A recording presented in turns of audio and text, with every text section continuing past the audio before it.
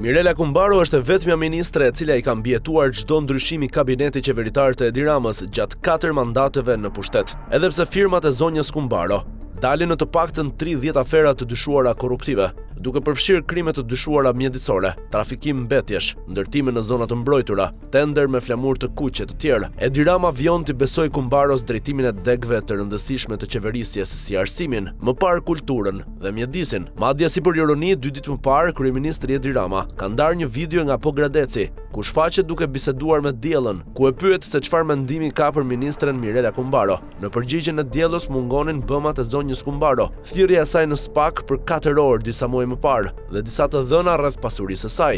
Apartamentet e Kumbaros: apartament 128 m2, apartament 95 m2, apartament 119 m2, apartament 108 m2, apartament 87 m2, apartament 69 m2, apartament 92 m2, apartament 55 m2, apartament 103 m2. Mirela Kumbaro posedon të paktën 8 apartamente dhe disa garazhe në emrin e saj dhe të bashkëshortit. Si burim për pasurinë e paluajtshme, Kumbaro deklaron kursimet nga të ardhurat, kryesisht nga rroga e saj dhe bashkëshortit Aleksandër Furgji, drejtues emisioni dhe prezantues lajmesh në TV Vision Plus. Të ardhurat familjare burojnë rreth 60% nga paga dhe honoraret e bashkëshortit, ndërsa 20% kanë si burim pagën e zonjës Kumbaro. Rreth 10% të ardhurave totale kanë si burim qirat nga apartamentet dhe 10% të tjera kanë burime të ndryshme. Ndërkaq, gjatë vitit 2025,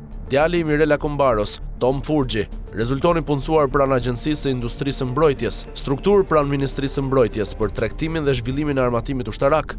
Në media është raportuar më herët se Tom Furgji ka qenë punësuar në ambasadën e Shqipërisë në Holandë dhe më pas tek Agjencia Shtetërore e Programit Strategjik dhe Koordinimit të Ndihmës, që u godit nga SPAK, por në deklarimet e pasurisë djali i Kumbaros nuk deklaron të ardhura nga puna në institucione të tilla.